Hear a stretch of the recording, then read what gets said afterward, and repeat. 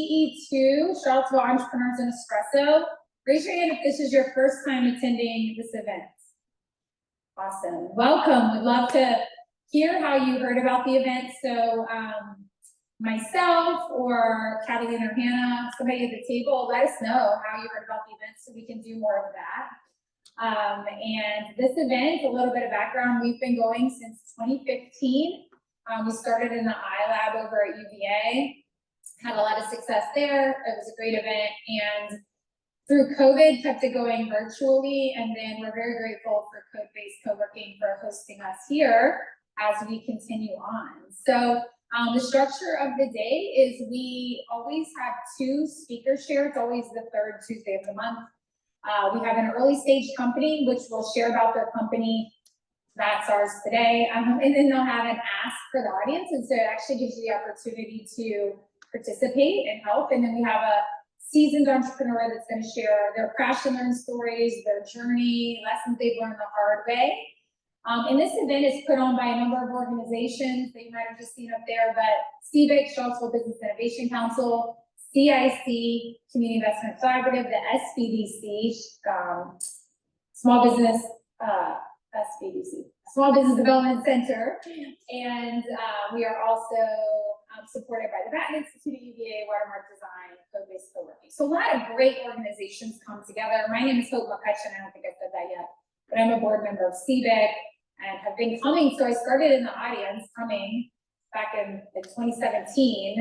And then watch out, guys, because one day this is what I was doing. So you might be tapped on the shoulder, but we're always looking for support if anyone ever wants to volunteer to help. But let's go ahead and get started. I will begin with introducing our first speaker, Lauren Santana. A little bit of her background. She's from the area, went to high school here in Charlottesville. She's a UVA grad. She got her degree in psychology and education and is an elementary educator for 13 years. That's what she originally did. And then after that, actually became a private educator with a family traveling the globe for a year. If you go on her website, just that story of all the different things she did there was really cool. Then she became a family assistant and kind of put all of those experiences together to really see a need. And she turned into a lifestyle and home manager. So she has a passion for helping others, sharing hospitality to the next level with her company, Curated Concierge. She lives here in Charlottesville with her dog, Rugby. We're really excited for you to hear about this company. I'm not gonna lie, Lauren is on my dream board. Like literally, I have the cutout of her company on the dream board, and so we'll be working together or something. But anyways, give Lauren.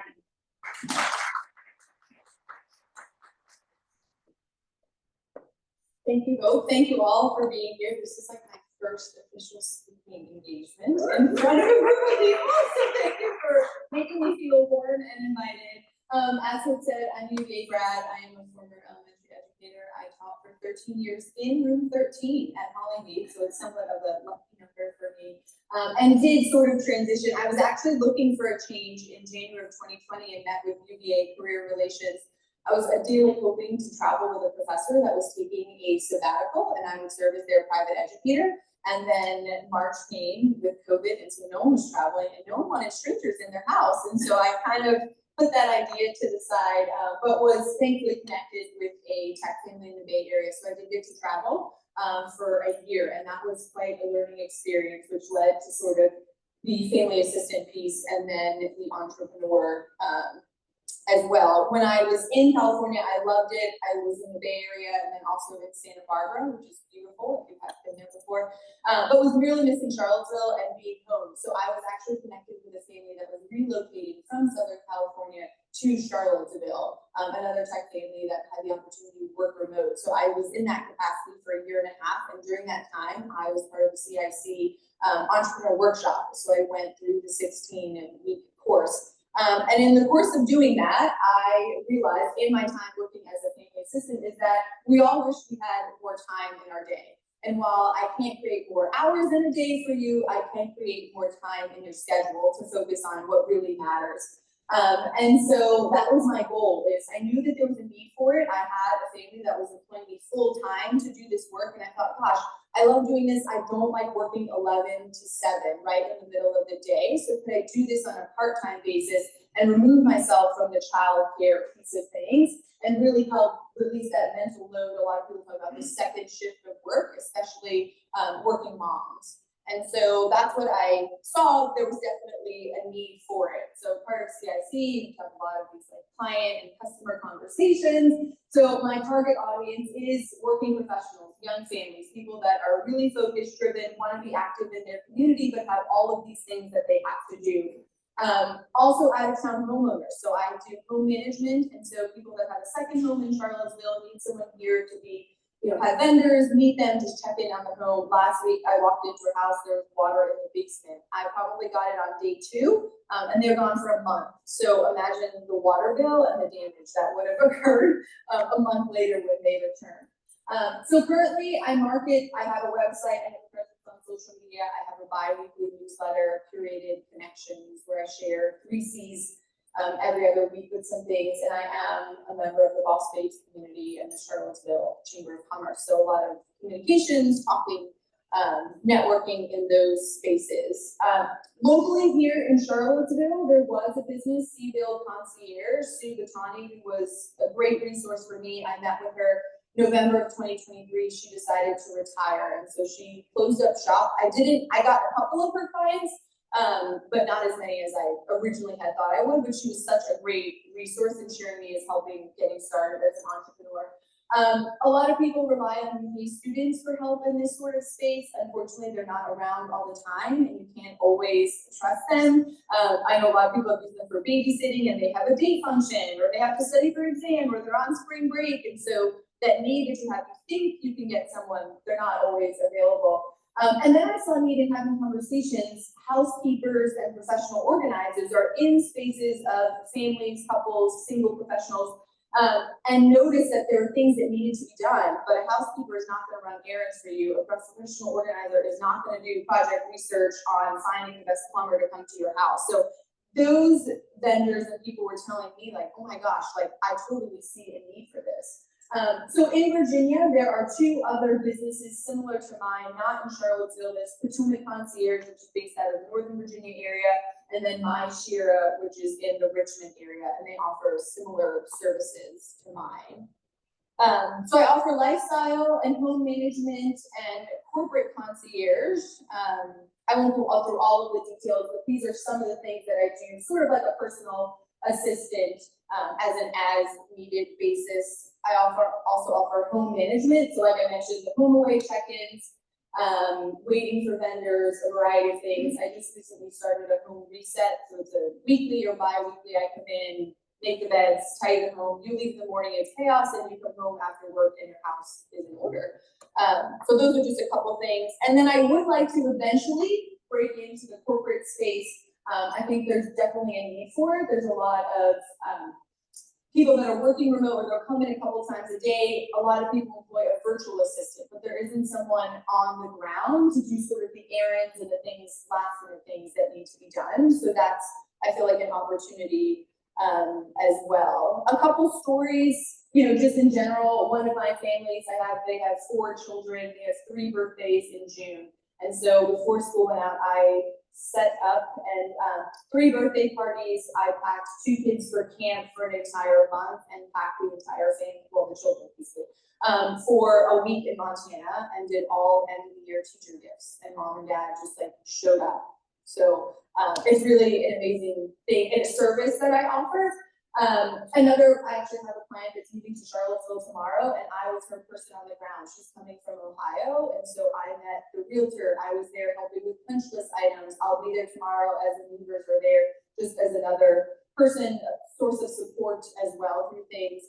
I also have a professor at Darden. She had just moved here last year, was recently married, and was really focused on her career and getting to know Charlottesville, and just didn't have the time to do all the little things. She didn't know the space. So where should I do my Amazon returns? Where is the right place to get a painter to do jobs? And so it really is time that I'm spending. How much do you value your time? So those are just a couple examples. Currently, I offer an hourly price schedule and I offer packages. There is the idea of sort of like a subscription or retainer so I can hold on to clients. I haven't really delved into that yet, so that's part of my ask for you all. Just a little bit about the current clients I have. I have 10 and I have a combination of things. The corporate is a 0 yet, because I'm hopeful for that. So my questions for you all, what are my barriers to sort of closing clients? I talk about my business, everyone's like, oh my gosh, I need this person in my life. But then closing them, I just have some trouble with that piece of it. So is it my price schedule? Petroleum Concierge, you'll see, I mean, Northern Virginia area is somewhat similar to here. They're $90 an hour, and they charge for travel. My Shear, which is based out of Richmond, like I said, they have a setup, you pay $100 a month, and then you pay $1 for any additional minute that you need. So if you consider the $100 plus an hour, it's, within that 70. So I'm right in the middle of there. So is it my pricing or is it marketing? Am I not in the right spaces? I am on social media, I'm on LinkedIn, but do I really need to be in person and having more conversations? Do I need to, have a newsletter? Do I focus on that? That's sort of where I am. So awesome. Thank you so much, Lauren. You can give her a hand. So she basically wanted feedback on growing her business. She has the capacity to have more clients, but has hit a barrier with a lot of people, if I recall, say they're interested, but then that follow through isn't necessarily there and closing them as clients. And so she wants feedback or ideas on, is there something missing? Is there something she should do more, etc. So thoughts for her. Mike in the back.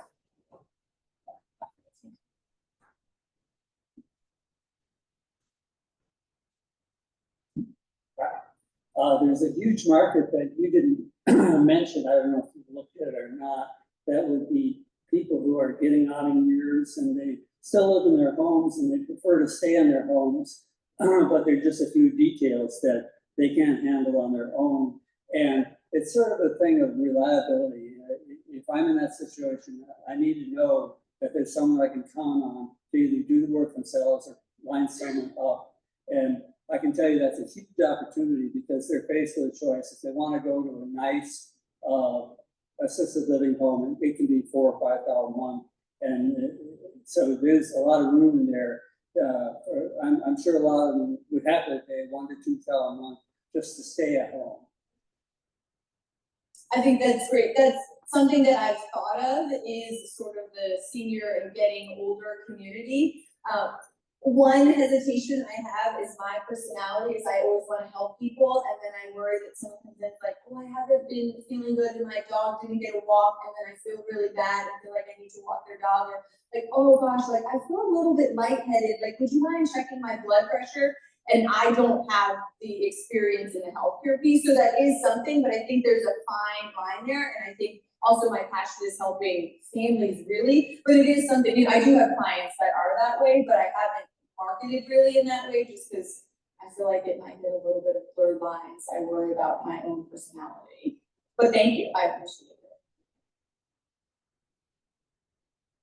it. So building on that earlier comment about predictability, this idea of like $100 a month, saying a minimum 1-year sign-up gives you planning, and you're basically saying to your clients that you can add more than $100 of value each month in and month out, no matter what it is across all those services.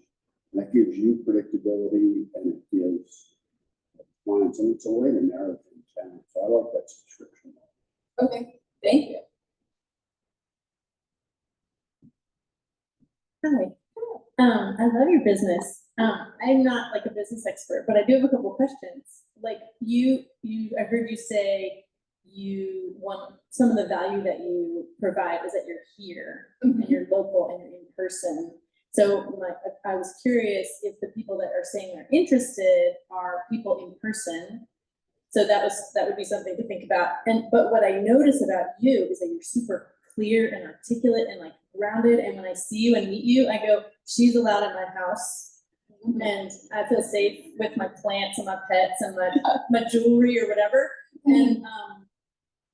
And So my impulse is to say, like, get in front of people. It is, and again, I'm not an expert, but that's my hit from hearing what you do and seeing you, is like, ooh, let's get you in front of a bunch of people. Because maybe they are interested in their brains when they read about you online or something, but then when they see you, they're like, oh, now we get it. So, Yeah, I agree with that. I think some of it is personality and the trust piece of things once you're like talking and seeing someone, because there isn't really a before and after picture of what I do. I help with like the feeling of overwhelm, releasing that. And so I definitely agree with that, but I need some more spaces. I don't really love talking in front of groups of people, but I'll work on it.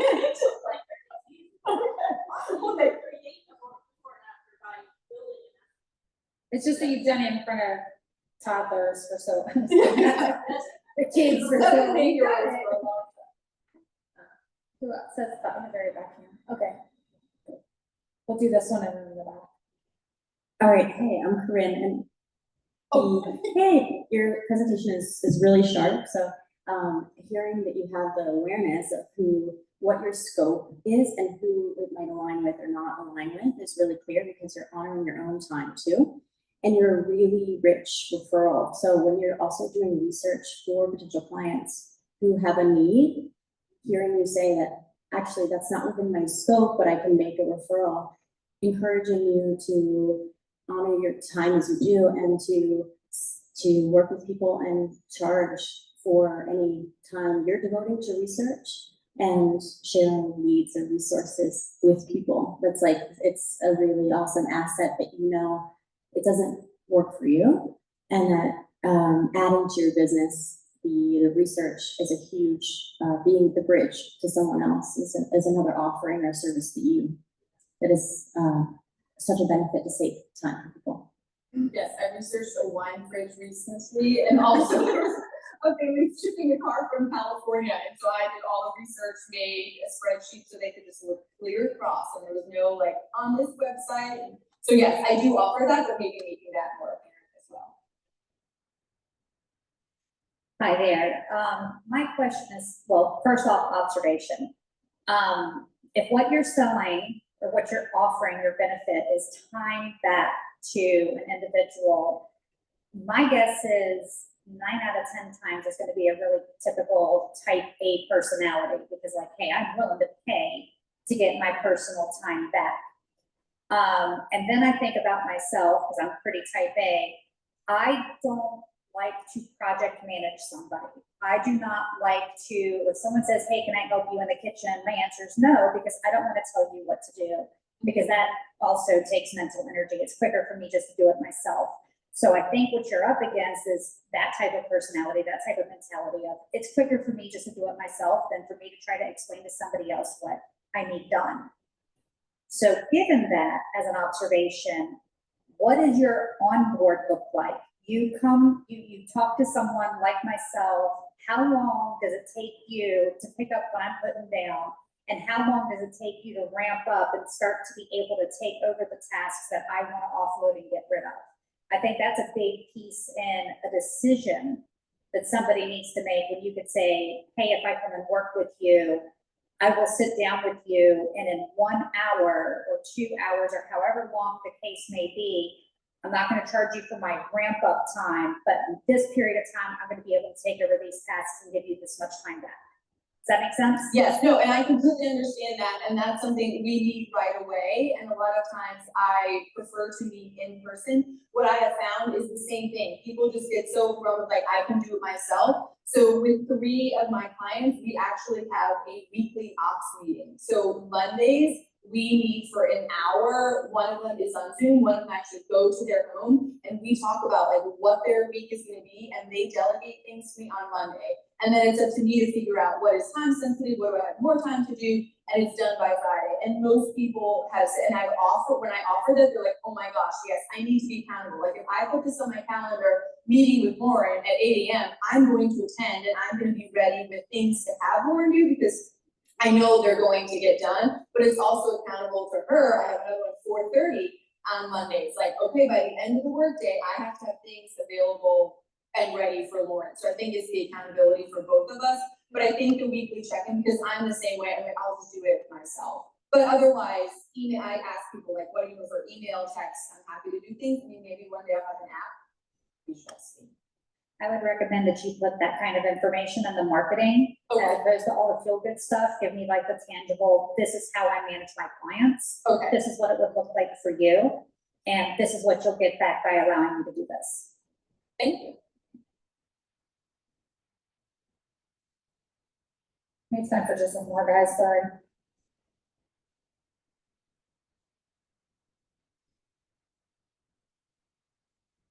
I would agree with that statement over there. And I would also ask, what are you doing right now to from a referral base on those customers you're currently helping? That is something I have thought about, but there isn't something in place, because what I do, I think word of mouth is the thing, like hearing people say how much of a release I've been for them. So I don't have something currently in place, but that is something that's a reminder what I need to do. Because the best word of mouth is current clients that are happy. So at one point, I was thinking your numbers, their numbers, pretty similar, like you said. If you look at what that means in terms of time return and costs, that your customer base is essentially people that are earning 7 figures and up, which is obviously going to heavily restrict. One probability for me, if you're looking to broaden that customer base, would be to start thinking about productization, because things like, local spas and things do quite well at a price point fairly similar to yours, as something that people with more down-to-earth lifestyles can offer as a treat. That might not work well with what you're looking at if you're looking to broaden your demographic possibilities, because if I'm earning $50 an hour, paying $75 to get an hour back is losing money. But if this is like a vacation type situation, then maybe once every few months, not worrying about things for a week, because a couple hours worth of stuff got done for me. It's worth it. Thank you. Yes, I think that's definitely something to consider. And then I think prioritizing, full disclosure, think that I don't have to color my hair yet, but when I do, I'm not gonna have my housekeeper come regularly. I'm gonna start doing that. So I think it's where you value. So yes, it might be that the price point is there, but I think for some things, the overwhelm and like, oh my gosh, 2 hours is worth it for my time. But I appreciate you thinking about the connection. That's awesome. Thank you so much. Lauren, you wanna? We have that rotating slide in with your contact information as well, or you can take a screenshot right there. But if you have any more thoughts, ideas, etc., for Lauren, please get in touch with her. And yeah, great. Thank you all. Yeah.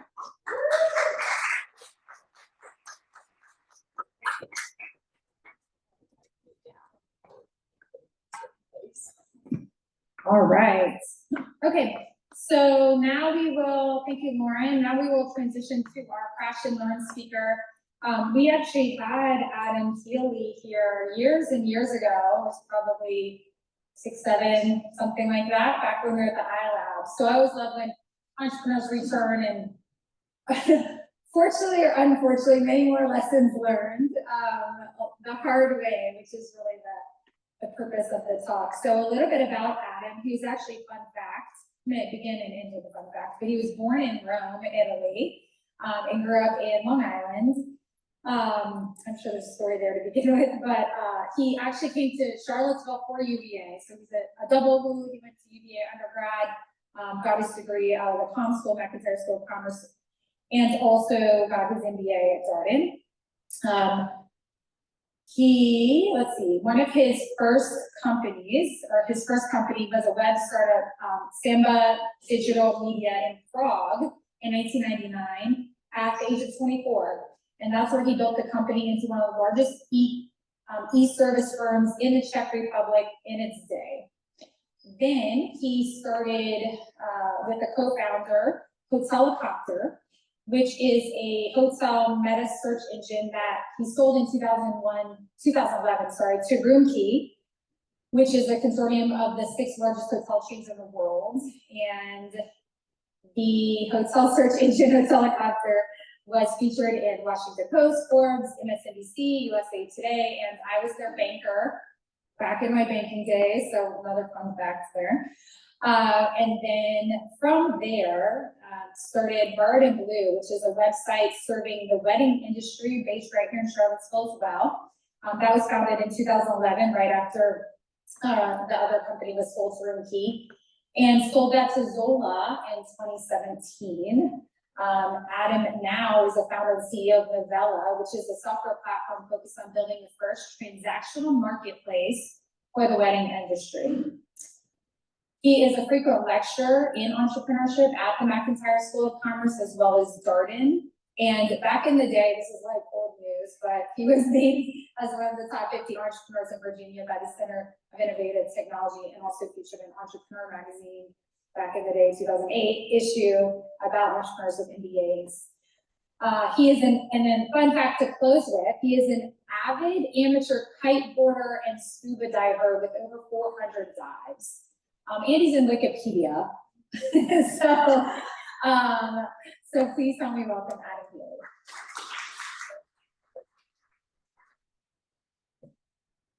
Thank you guys so much. Yeah, so was saying I did Crash and Learn a little over 6 years ago. And that was the last time. And I actually cried in front of the audience. So I'm not gonna cry today, most likely, but it's possible. But I love the premise of this talk, Crash and Learn, because I think at its core, we learn so much more from adversity than we do success. Adversity is a great teacher. And I've had quite the journey myself over the last 6 years, so I'm honored to be with you all today and share a little bit about that. But I'll start with Novela, what I'm working on, and give you a little bit more context on that. So Novela is a business that serves the wedding industry. And the wedding industry is it's a beautiful industry to work in. Keeps bringing me back. There's about 2.2 million weddings in the United States every year. And the industry is served by over 300,000 small businesses, venues, photographers, caterers, planners. And right here in Charlottesville, we have one of the best destination wedding markets on the East Coast. It's an amazing wedding destination. People come from all over the country to get married here. And when I sold Hotelcopter, I was in the travel industry, and we were helping consumers research and book hotel rooms all across the world. And in the travel industry, it's a pretty efficient market, as you all know. I'm sure you've all gone online and searched for a hotel room and booked your own hotel online. And with Hotelcopter, we were helping consumers do that for over 160,000 hotels. And we helped them identify the best pricing for the hotel, whether it was going to be to book it directly with the hotel's website, like Marriott or Hilton, or to book it through an online travel agency like Expedia or Booking.com. And when I sold that business in 2011, and I was going through planning my first wedding, and realizing how inefficient it was to plan a wedding. Right? And the three kind of big inefficiencies were like, okay, well, most people have never done it before, so they're planning a wedding for the first time. And it can be one of the most important days of your life, right? There's a lot of emotionality connected to it. It can be very expensive. It is very expensive. And so, with the background or the milieu of that, it's like, what do things cost? What are things supposed to cost? Who's good? And who's available for my wedding day? And so I set out to try and create a more efficient planning platform for couples. And that was the beginning of Bird and Blue, and that was 2012. And we started, I funded the business myself for the first 3.5 years. Was fortunate enough to be able to do so because of the exit that we had gotten from selling Hotelcopter. And grew that business and it was basically an online marketplace that connected couples in the planning process with venues and vendors. But we had a business model that we utilized, which was an advertising business model. So we charged the wedding vendors an advertising subscription to be at the top of our search results. So when the couples came in to do their search for venues or photographers or caterers, we would list everybody, but we would list the folks that paid us at the top of the search results. Right? It's a fairly common business model, and it's still the most common business model in the wedding industry today. All of the major websites that serve the wedding industry utilize that business model. But the problem with that model is that it doesn't align the incentives of the couple with the vendors and the company. And what I mean by that is, should you be showing the couple the business vendors that pay you the most money? That's not really the best recommendation that we're making for the couple. And as a company, it's really hard to drive value for all of those vendors because you don't really control what happens after you provide a set of search results to those couples. And I was always thinking about wanting to shift that business to a more of a transactional business model that is more akin to like the travel industry or like Airbnb.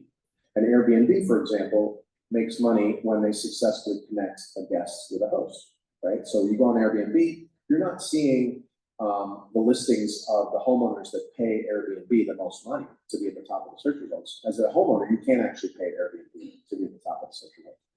Airbnb is showing you the listings that they believe are the most relevant and applicable for your search and the places that they best recommend. And the way they do that is they figure out, well, and it's the same way that Google AdWords works, is if we show this listing to this couple and they book it, or this consumer and they book it, that's a vote of success. Like that was a successful match that we made. Right? So I wanted to bring that business model to the wedding industry. And going through 6 years with Bard and Blue, we grew that company throughout the United States. We launched in 50 markets. But we were always utilizing the advertising model. And so we were always struggling with like the lack of alignment in our model. And sold that company to Zola in 2017. That was a sale that really, it was actually the biggest crash and learn experience of my life. Because I was basically put in a position to need to sell that company in a short period of time. And didn't get to see through what I was hoping to accomplish with Bard and Blue. And went through a real period of adversity. I basically lost my company, my relationship with my now ex-wife ended in a divorce, and I really went into the wilderness and had to do a lot of soul searching. Like, I thought I was on top of the world, but I crashed. My business imploded, my personal life imploded at the same time. And my self-identity as a successful entrepreneur was dramatically impacted. And so that's, about 6 months or so after that happened, that all went down, is when I did my first crash and burn. Back when we were in the ILAB. In the audience that day was a woman who I didn't meet in person that moment, but she was meeting me for the first time. And that woman is now my wife, Natasha. She's also a successful entrepreneur. Thank you. Yeah, she's an amazing, incredible woman, successful entrepreneur, and has a great family. And so my point with all of that is that, and I was thinking when Hope asked me to do this, is like, sometimes in the darkest moments of one's life, when you think that just like the world is just doing you wrong, and you're going through the hardest, most challenging experiences, those end up being the greatest teachers. And if we have faith, and if we have persistence and perspective, and we trust that the universe is good, then things can really turn completely 180, as long as you give yourself an opportunity to go through that. And so after devolution of Bar to Blue, and then a few years later, I met my now wife, and she gave me the courage to say, Adam, you need to get back on this horse because you've had this vision about bringing this model to the wedding industry. You never got to see it through, so you need to go give that a shot. And I did. I started about 2 years ago. So Novela is seeing that through, and we are building the first transactional marketplace for the wedding industry. And what I mean by that is we're connecting couples with wedding venues and vendors. And when we successfully make a match, we earn a take rate, right? We earn a success-based referral fee. And that aligns our incentives with the people that we're serving.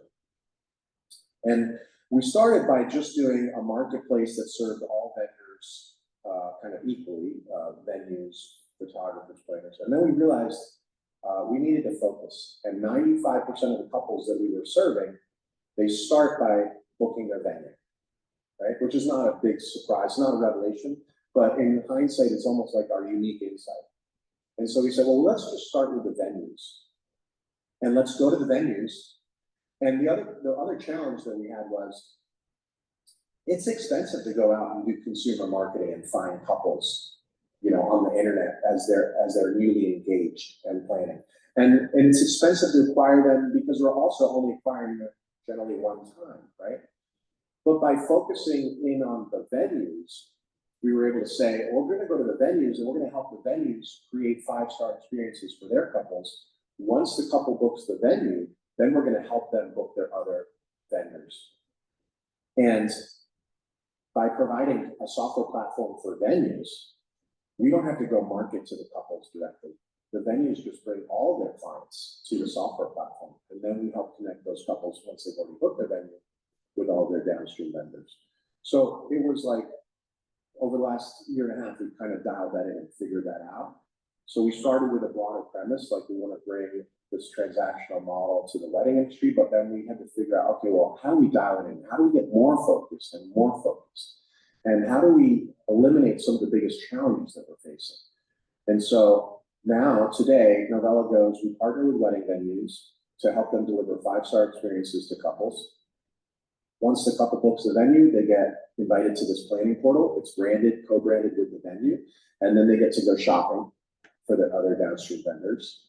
And so we're basically taking an experience that has historically been challenging and like who's available, what do things cost, who's good, and we're creating a more curated e-commerce experience for couples so that they can literally reach out and schedule meetings for all those vendors. They can book those vendors through our platform, and they can get their contracts signed digitally through our platform, and they can have checklists provided to them by the venue through our platform, and makes the whole planning process really a lot smoother and simpler for couples. It's a $57 billion market. We're just right now here in Central Virginia. We're going to do the same thing we did with Bar to Blue. We're going to grow one market at a time. And we've raised about $1.5 million of high net worth funding to date for this business. And we think we can get to profitability in the next 6 months or so with high net worth investment. And then really, we want to drive to that, getting the profitability, because then we have a lot more control over our own destiny in terms of fundraising opportunities. Then I think the decision is, do we bring on an institutional investor, and on the plus side, the funds that provides and impact to the power to the balance sheet, but on the downside, the loss of control and kind of, if you're raising VC, you got to take it all the way. It's not like you can decide the VC's not going to step back one day and say, you know what, let's just cash flow this thing and pay ourselves out all dividend. Like, that's not option. So crash and learn. Went through one of the biggest challenges of my life, and really thought that my world was over. My self-identity imploded. Went through a little bit of went through the most impactful journey of my life. Did a lot of soul searching, did a lot of yoga, did a lot of plant medicine, and kind of came back stronger and more assured of myself and who I am and what I'm looking for, what I want to bring to this world. I wanted to thank Hope for giving me this opportunity to share this with you. I'd love to take any questions y'all have. And thank you.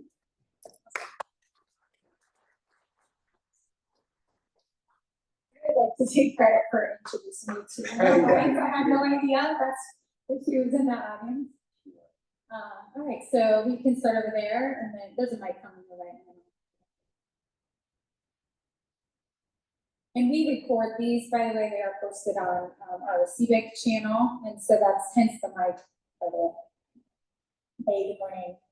Question for you. How does your model kind of work with venues that have planners that they employ that would be doing this kind of job? And does that kind of limit you from maybe the particularly kind of higher price venues that tend to employ staff that do some of these same services? Sure, yeah, thank you for that question.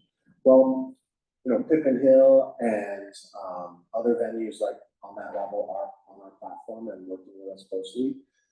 So actually, we're focused on helping alleviate some of the workload from off of the shoulders of those in-house event planners. For example, a lot of times there'll be a lot of back and forth with the client or the couple and the venue, who you recommend for photography, who you recommend for florals. What we're doing is we're providing a dynamic portfolio of information about those vendors. And so we're really hopefully making the life and the job of that in-house planner a little bit easier. For example, Pippin Hill as a case study, they require their couples to book one of their listed preferred wedding planners. When we partner with venues, we actually do a rev share with them. So we turn around and as the couple books their planner, books their florist, books their photographer, etc., we earn our 10% take rate, and we turn around and we share that revenue 50-50 with the venue. And then the idea is that we will help support the checklists, for example, that a couple will get from a venue, like, hey, let's make sure that we go through this checklist as your wedding date approaches.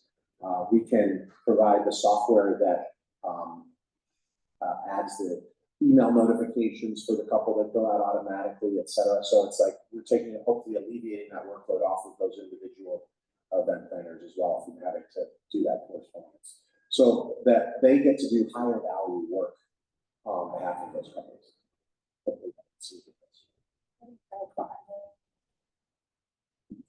Hi, Adam. Hi. Whoa. Great comment. How's it going? So many of us in Charlottesville know you as a model entrepreneur. And you just told your story, McIntyre Garden. And like I think many of us have never had a real job, it doesn't sound like. So what was the inflection point for you in your life that you knew you were going to be an entrepreneur, number one? But it sounds like that has carried you through. It was, correct me if I'm wrong, but maybe never a question in your mind that that's what you were doing. So when did that begin? Was that a product of your education, or did you go into it that way? Oh, thank you so much for that question. Humbled. I just had the bug when I was young. I remember my earliest entrepreneurial activities were one, hosting little neighborhood fairs for the 8-year-old kids in the neighborhood and swinging them on the swing set and charging them 10 cents to push them really high on the swings. That was probably my earliest. I was selling baseball cards when I was 12 years old. I was going to baseball card conferences.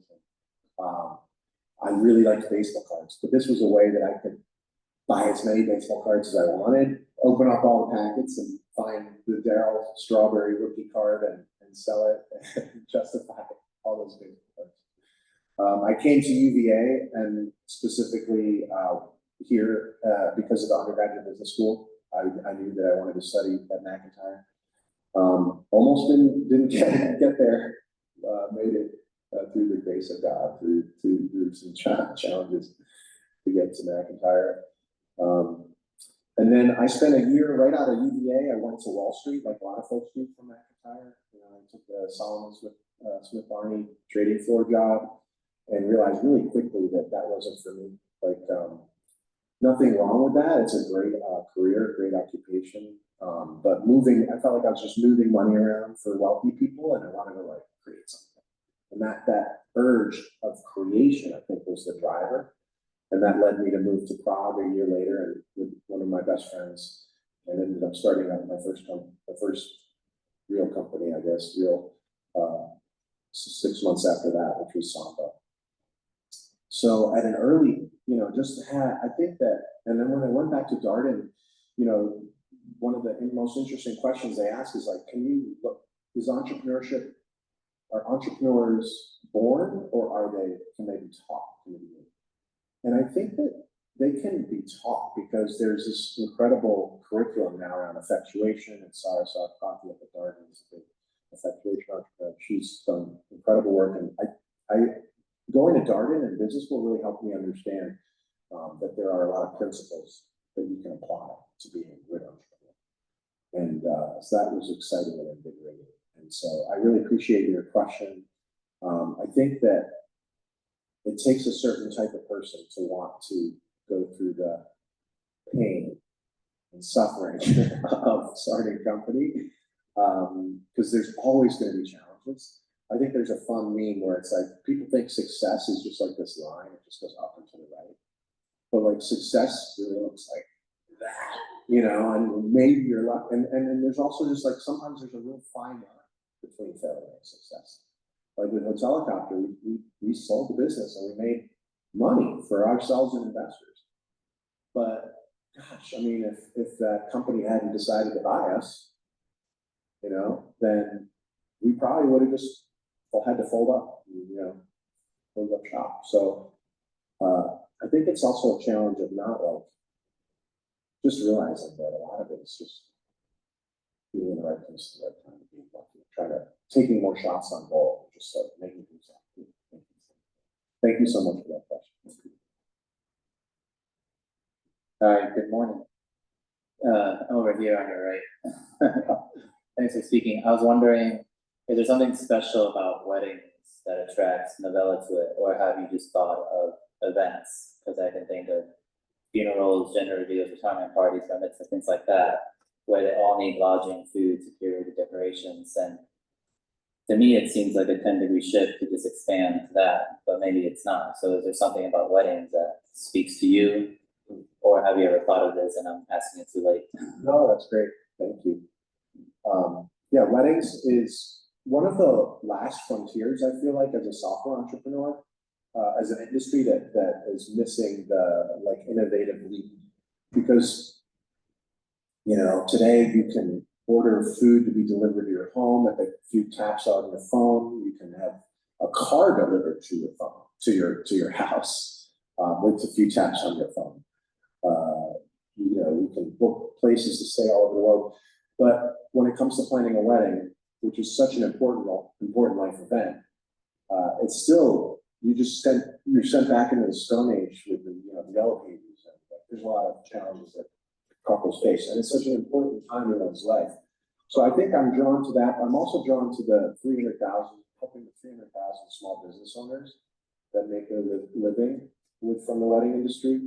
And they're mostly creative types, and they're in the business of love and helping people celebrate their love, which is a beautiful thing.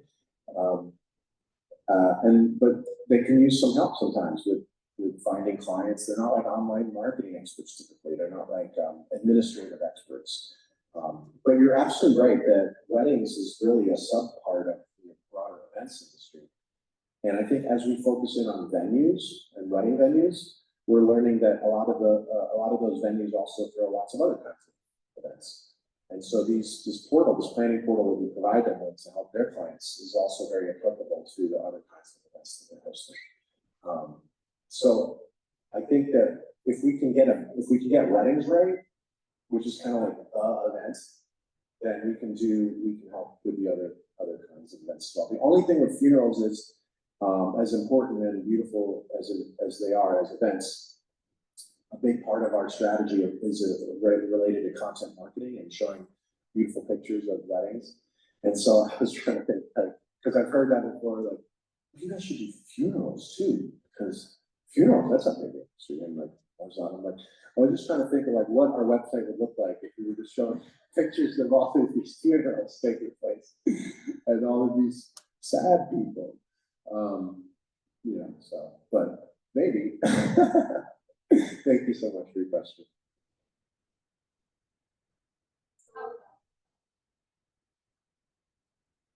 Good morning. So what does set Novela apart from other websites like the Now, Wedding Wire, all those websites? Sure. Yeah, every other wedding website in the whole industry makes money the same way that Bar and Blue made money, which is they charge wedding vendors to be at the top of their search results. And because of that, that informs the user experience for couples. You go to those websites and they want to list as many vendors as they can because they make money by charging those vendors to be listed. And so they're not actually, in my opinion, helping the consumer with curated content. And they're not actually helping the consumer figure out, okay, well, what do things cost and who's available for my wedding day? And can I book this venue? Can I book this photographer? Can I book this planner for my wedding day? Or can I even schedule a consultation before I book them? And not to get too nerdy about it, but there's this concept of a frontier curve where because they're listing sites, they want to make sure that they drive enough leads to each of their advertisers, in this case venues or vendors, so that they don't cancel or churn their advertising. But they don't want to send them too many leads, because if they send them too many leads, they could have taken those leads and sent them to a different vendor to prevent that vendor from churning. So there's this frontier curve, and they want to have all of their vendors on the frontier curve, sending them just enough leads that they don't cancel, but not too many leads so that they're wasting those leads on those vendors. So as a couple, you go to those websites and you say, oh, I'm interested in this photographer. I'm going to send an inquiry. And then the nod pops up a box and says, we see you're interested in this photographer. Would you like to send this inquiry to 10 more photographers with just a mouse click? And you say, okay, sure, yeah, I'll do that.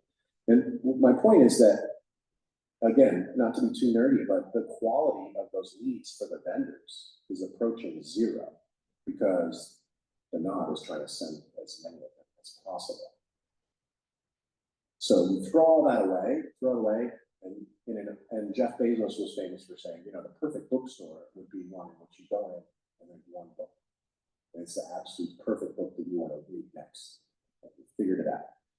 So we want to make it as easy for the couples as possible. We want to give them the fewest options that are relevant, highly relevant, and creative for them. And we want to make it so that they can actually reach out and then book those vendors. They can learn how much they cost. They can learn if they're available for their wedding day. And the reason that we're motivated to do that is because we only make money when there's a successful match. So it really drives the way we design the product and the user experience. Just like Airbnb, if anyone's, I'm sure most people have used it at this point, it's an amazing user experience on your phone, right? It's like to find a place to stay. So that's a long-winded answer, but the business model is fundamentally different than all of those other websites. And one last piece to add is because we're partnering with venues, the user experience is actually being driven in cooperation with the venue for the couple. Couple books the venue, then they get invited into this user experience. And it's in the context of the venue that they're getting married with. Everything is curated. So these are photographers that have experience working at this venue. These are caterers that have experience working at this venue. So. Good morning, Adam. Morning. Firstly, your resilience is commendable. Somehow makes me feel some of the most successful entrepreneurs sold baseball cards. Right? I feel you guys all sold baseball cards to each other. Okay, here's my question. So from the experience and knowledge of your previous company, what are the specific things that you did right for your current business, and what are the specific mistakes that you did? that if you look back right now, you would do them differently? Yeah, such a great question. Well, I made the mistake starting Novela that things were kind of the same as they were 10 years ago when I started my last company in the industry. And it took me about a year to correct that mistake. 10 years ago, when we launched Bard and Blue, we were publishing lots of wedding content. And because we were publishing lots of unique wedding content, Google really likes unique content, right? And we ended up getting great search engine optimization results because we were publishing all these beautiful weddings in the locations that we were going into. And the vendors were bragging about or no, highlighting the fact that they were featured in this content by posting it to Facebook. Remember Facebook? Facebook was really like the main social media platform at that time. And we made it really easy for the vendors to share the content on Facebook. We'd send them an email every time we published anything. And with a one mouse click, they could share that content to Facebook. And so then that became this echo chamber, and it really drove inbound links to our content, and it drove our SEO rankings up. And I was like, this is a content publishing flywheel. It's really clever, and it works really well. And the photographers love giving us this content. And we just decided we were going to publish every wedding we could get our hands on. And that worked really well. And that's one of the main things that we did right with Bard. And that's why we grew quickly. And then a lot of markets that we were in, we were ahead of the non and wedding wire search rankings for like Charlottesville wedding photographers, right? Or, Newport wedding days. But I made the mistake of assuming that would just work this time. And let's just do the same thing. It's like, that worked so great last time. And the world has changed. Who is active on Facebook today? Raise your hand. Couple people. If I had asked that question 10 years ago, I think you guys maybe all would have raised your hand. Who's active on Instagram today? So like 10 times more people, maybe 5 times more people. Is there another social network that I'm missing? Who's active on TikTok? Okay. So the challenge of being a more experienced entrepreneur is we think we know things. And I found that it's really important to bring up beginner's mind always to whatever is the task at hand. In other words, even though something might have been true in the past, make it explicit that we're making the assumption that it's still true today, and then run your business like a science experiment. We have these assumptions that we're making about the way the world exists. And if these assumptions are true, we will be successful. And then every one of those assumptions is a hypothesis. And I think that the learning is the more diligent and specific and intentional we can be about creating these hypotheses and documenting them with the assumptions that are, and with numbers and quantifiable ways of measuring truth, and then testing those assumptions and then course correcting when they don't turn out to be true. That is a really healthy exercise. Some of the best entrepreneurs I know are, engineers or like science-oriented people that take a very kind of structured approach to building businesses. So hopefully that answers your question. Thank you. Awesome. Thank you so much, Adam. We really appreciate you coming in.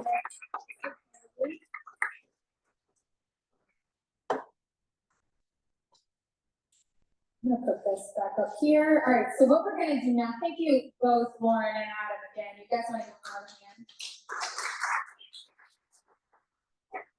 I am going to. All right, perfect. All right, so we're gonna wrap up with announcements, which are both, if you have any events you'd like the room to know about, or if your company is hiring. We probably will not use the mic for that, so just project. But let's start with these 3 partnering organizations to share Hannah, I'll show you, to share any events that they have or if they're hiring, and then we'll open the floor to you all. So we will start with Hannah sharing about CIC and potentially SBDC as well. Is that right? Yeah, gonna read this from my phone since I'm announcing for a couple organizations. But for those who don't know, my name is Hannah Deal. I'm Operations Coordinator at Community Investment Collaborative, or CIC. We're a nonprofit that helps small businesses and entrepreneurs. And the lovely Lauren here happens to be a recent graduate of our entrepreneur workshop. So if that wasn't a good enough plug, she's a great representation. We actually have applications open right now for our entrepreneur workshop through July 5th. And we have one in Charlottesville, and we also recently started one in Culpeper. So if you or anyone you know is interested, it's 16 weeks and 3 hours per week. You learn pretty much everything you need to know, sort of, about running a business. There's always more you learn over the years, but it's a pretty good overview. You can learn more on our website. You can also reach out to me to learn more about it. We also have a couple job openings between us and SBDC, which is the Central Virginia Small Business Development Center. A lot of acronyms, a lot of C's. We work together, essentially. We're all on the same floor. So we have different names, but we're all under one umbrella. So I'm gonna read a couple job openings for both of our organizations. For SBDC, they're looking for a full-time communications and events manager.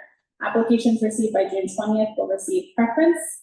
And CIC, we're hiring for a RISE community business navigator. And we don't really have a deadline on that, but we have been taking applications for a couple weeks. You can find out more on our website. And then continuing for CIC, there's a Culpeper resource fair happening next Wednesday. Sign-ups close this Friday. It's a little bit of a drive for anyone who does live here, but it's a great opportunity to get advice from a variety of experts all in one go. It's happening from 3 to 7 p.m. and we'll have all sorts of volunteers there. Again, we've got a page on our website with more information. And then, okay, I think that's all for CIC. So we're continuing for SBDC. Pitch preview is coming up for early stage startups to get feedback on their pitch presentations from CAN members. CAN is the Charlottesville Angel Network. And you can apply by July 25th to present on August 1st. And then finally, global on-ramp through the SBDC state office is coming up in July as well. It is a 4-part virtual training series providing situational awareness for STEM companies with global potential. Participants will learn about compliance, international IP, data privacy, and more. Apply by July 10th. So I know I just threw a lot at you. If you don't remember any of that, as happens with a lot of us when we walk out the door, or you're thinking about your next meeting, just shoot me an email. But I'll add on to that, this will actually be my very last CE2. I made an announcement last time that I am leaving CIC soon to eventually go move out west. So you'll have a new person here next time, but confident she's going to do a great job. She just started yesterday. And I made a really great connection last time after making a plug for anyone who has LA connections or connections in the CDFI industry, which is Community Development Financial Institution. So if anyone works with small businesses across the country or knows someone in LA, let me know. I'll be at the back. And last thing, if you didn't get checked in this morning, if you could come back and do that real quick, then that would be great. It helps us keep track of attendance. So thank you all for being awesome. Yeah, we really appreciate all of Hannah's support. She gets here early, gets the check-in signed, set up, and we're really grateful, Hannah, for everything you've done. I will represent the CBIC today, Charlottesville Business Innovation Hubs. I'm a board member, but we essentially support the tech and innovation community here in Charlottesville for events, advocacy, etc. We just had our big awards gala last month. It was fantastic. It was very successful. But the only event I will throw out at you guys is the tech tour. Essentially what that is students at different schools across Charlottesville get to tour local tech companies or tech-centric companies. And so that tech tour is in November. So if your company would like to host a handful of students, we are definitely, seeking different companies to do that. It's just a really great exposure to our youth. and giving them the opportunity to learn about opportunities and STEM and whatnot. So you can email Amanda, her email's up here on one of the rotations. It's events@cvainnovation.org. And then I also encourage you to sign up for CVIC's newsletter at cvainnovation.org. It's very easy to sign up, but we send out a weekly newsletter every Sunday where we talk about all the events in Charlottesville that we know about across organizations, not just CVIC. So if you want to kind of be plugged in and know, what's happening, it's a really great resource. And so with that, I will open up the floor and then we'll wrap up here. If you guys know of any events you'd like the room to know about, or if your company is hiring, this is your opportunity to share. And don't be shy.